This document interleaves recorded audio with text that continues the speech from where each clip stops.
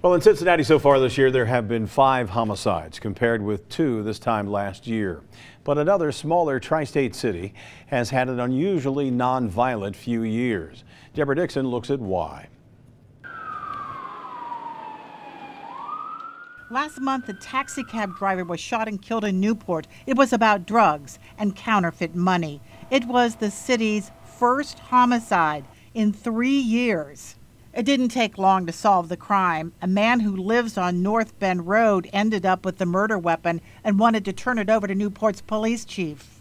The man said that he did his research. He knew that he could trust me. He dealt with me before, and he wanted to hand deliver that gun to me. 1 homicide in 3 years. As we look for an explanation, Chief Tom Collins keeps coming up. Chief for 7 years. That's about how long crime's been dropping in Newport, and calls for service are down 50%. Mayor Jerry Peluso credits the chief's work ethic. Other cops follow. The message is, look at me. I'm here every day. I'm in a uniform. I've got a radio right here next to my ear. I'll jump a call if they're busy doing something more important. Jumping a call, such as when a pawn shop employee shot a would-be robber in September.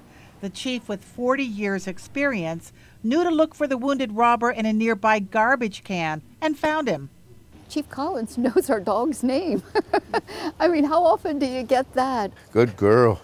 Iris Simpson and her husband moved here from Cincinnati. Residents say there is a real connection between cops and citizens. There's a police presence in Newport, but it's not overbearing at all. It's a really friendly presence. Chief's made it very clear we're going to have at least 80% of our entire department in patrol cars on the street, marked, uniform, doing our best to keep visibility at its highest. And it's a testament to that philosophy of why the community puts their trust in us. I think it's not Mayberry, but it has that small town feel. Small town, apparently with a reputation. Lieutenant Fangman heard it in recorded conversations of drug dealers when he worked undercover. We would hear it very often of, I'm not coming to the Commonwealth. I'm not coming to Kentucky. I'm not coming to Newport. I've always used that philosophy. This is your city, it's your call. And we're not going to be able to do this on our own. It's going to take you to help us. Collins said he knew people were buying into the philosophy after he negotiated a peaceful end to a dangerous SWAT situation. He walked out of the building to applause.